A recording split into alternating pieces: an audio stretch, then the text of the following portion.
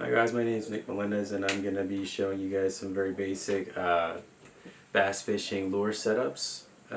These ones are pretty simple. They work well in this area, so I'm living in the Bay Area in California. A lot of freshwater lakes, Central Valley, above the above San Francisco Golden Gate. You get a bunch, further in towards the Altamont, so there's a bunch of lakes in the area where there's a lot of bass available. So if you want to get into bass fishing, these are some pretty basic setups that some will work all year round, others won't. So it just depends on where you're at, what temperatures you're in, what season you're in. There's going to be a lot of factors you got to get into later on, but just for beginners, these are some pretty simple ones you can go out and pick up at your local tackle store or Bass Pro Shops or online. Just to get started, we'll get a simple one going. So this is a weedless Texas rig, just a worm on a EWG hook. How you set this up, take the worm, let me redo it here. So you take the worm, you take the hook, basically you point it. I take it in my left hand. If you're right-handed or whatever it is, you point it the other way, but just whatever you're comfortable with. I take the hook in my left hand where the pointy end is sticking towards my right hand.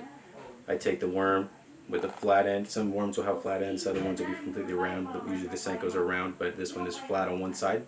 Take the flat side pointing towards my left hand. You point it in through the tip there, and I just bring it up to the point where the straight end starts to curve into the hook. Pull it out, just slide it up the line of the hook, and then you take the hook and you turn it around and you slide the tip of the worm all the way up to the eyelet of the hook here. Then, because the flat end is now facing the hook, it's going to be easier to stick it into the hook. So I just pick it up a little bit lower than where the body meets the end of the hook and just slide it in there. Right there.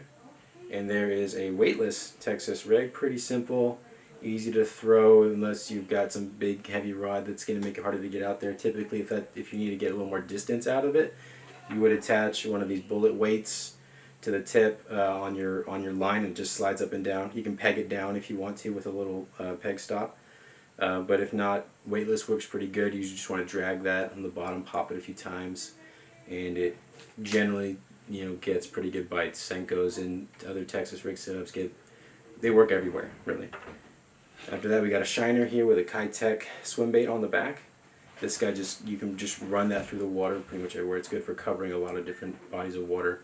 So if you're just fan casting around trying to find out where the fish are, here's a great one to throw. It works really good during the spawn, or the pre-spawn I should say, when the bass fish are looking to stock up and eat, so get ready for when they actually do start spawning out. So this guy basically goes on the exact same way. Take the hook, take the bait, just slide it over the tip. Now this one you just kind of got to guess how far up you need to slide. I usually just go a little ways, pull it through, slide it all the way till it gets to the end there, and then you're pretty much ready. You don't want it, like I did that wrong, but you don't want it like curving down. You don't want it so far back where it's like starts curving up. You want it to be as straight as possible. Now this one's going to dangle a little bit. When it goes through the water though, that'll start dancing in the back and this little guy start flashing underneath, and that usually gets pretty good bites when they're looking to eat bait fish like that. Before we get on to the last two, just want to take a quick word from our sponsor, Daiwa J-Braid. J-Braid X8 line is a complete lineup of high-quality 8-carrier braid made of the finest materials from Japan. 8 strands of tightly woven fibers make for a perfectly round profile. The result is a much stronger, softer, and smoother line that is more sensitive and farther casting. J-Braid is one of the best quality and value braided lines on the market, made in Japan. Okay, so getting back to where we were at, this is my favorite thing to throw. This is a swim jig. I really like these. You can throw them pretty much anywhere, and generally they do almost as good as the Texas rig, the first one I showed you guys, will do. You can bounce these on the bottom, you can swim them, you can just cast them underneath stuff if you need to. It just depends on what you want to do with it. There's a variety of different jigs, but this is a go-to for me. It's basically the exact same thing except for the skirt, which is these little frillies. Big hook, you just kind of slide it on the same way. Some people get a little weirded out by the weed guard here, this little plastic bits here to keep weeds from snagging you up. But when you want to put your bait on, you just slide that out, you just push it out of the way, and you slide it up and over just like you did on the last one, and then you can pretty much fish that all year round.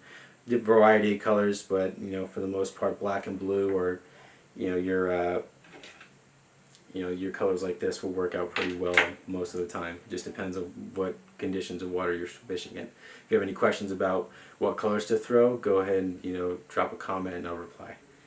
And lastly, we've got a Ned rig here. Now, this isn't the typical little lure I would set up on a Ned rig, but because I'm kind of short on stuff right now from all the fishing, this is what I've got. So a Ned rig is just a jig like this one, but no skirt, and this has a mushroom head. It's just a heavy little piece that'll make it plop down to the bottom. That's really how you want to fish it. You just want to like hit the bottom, and you want to plop it around real slow, real gentle like, and it'll attract a lot of fish.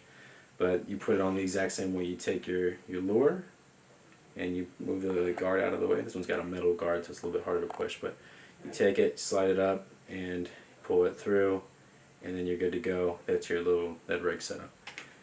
Alright, so those are 4 basic bass fishing setups. If you guys have any questions or you want to see another video for other ones later on, go ahead and let me know. Drop a comment down below, and thanks for watching.